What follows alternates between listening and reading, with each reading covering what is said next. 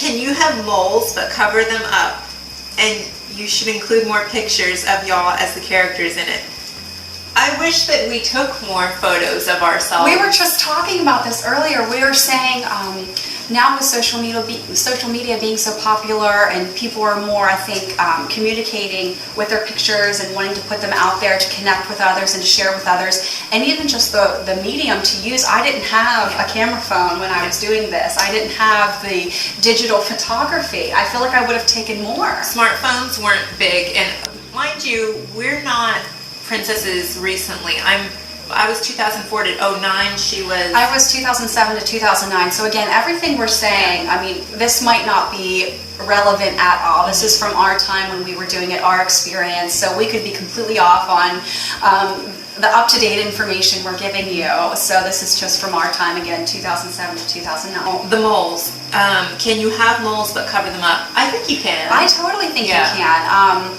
I'm sure we'll get a lot more of these, but I think everyone is so concerned with these little things, like these moles, these freckles, these little things that you probably are much bigger in your mind than they are in person. And I think that, sure, you can cover it with makeup, or it might not be a big deal at all, actually. Yeah, just cover. I mean, I guess it depends on how. If it was like a very large sticking up, but if it's something that you can like cover up and almost like Cindy Crawford's purse looks like it would, but if it would have stuck out like the witch in Snow White, you know. But probably more on your face, that would be more of a concern. But most of the princess costumes, you know, you're going to show your décolleté or your arms. Yes, absolutely. I don't think that would compromise character integrity if you had something like that. So please don't sweat the small stuff when it comes to that. So. Yeah, do it anyway. Maybe the casting won't notice. Absolutely. Like I said, it's probably bigger in your mind than it is that anyone else would notice. So great question. Okay.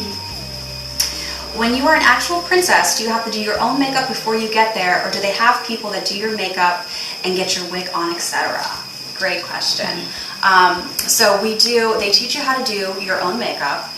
You have someone from their cosmetology department do your makeup for you, because we want to maintain character integrity. They want all Snow Whites to make sure that they're doing the specific eyeliners the same, everything else is uniform and the same.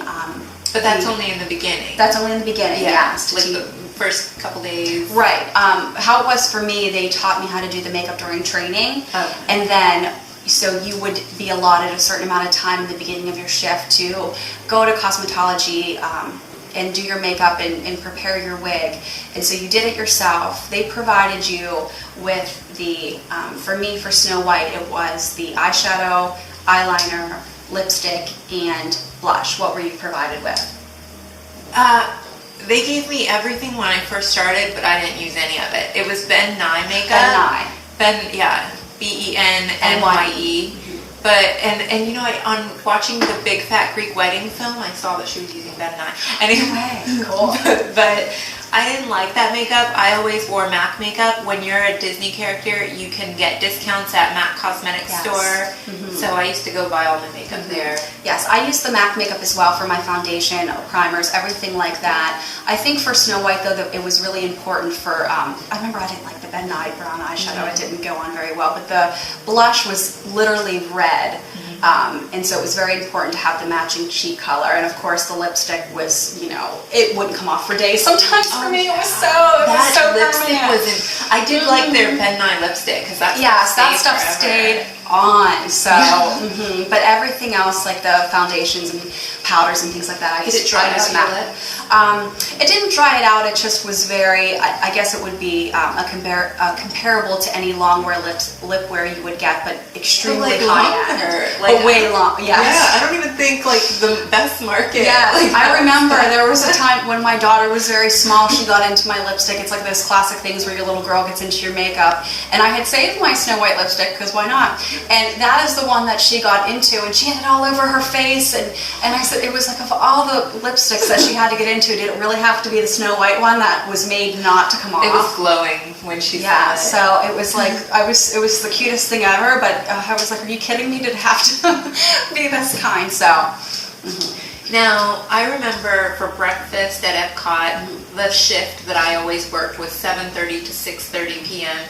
And so I would clock in at 7:15, but then I had like like an hour to get ready. Yes. Like you had time to go pull your costume from the wardrobe building.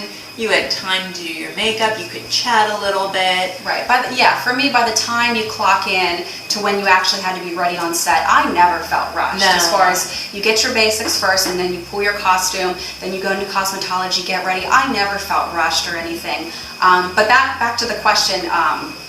I did my own makeup, and then you have to have someone through cosmetology kind of check you off, if you will, like make sure that you look the way they want you to before you kind of walk out of there. So you do it yourself, but someone approves you. They used to get mad at me because I would wear glitter on my face. I loved glitter, and they would be like, Jasmine does not have glitter.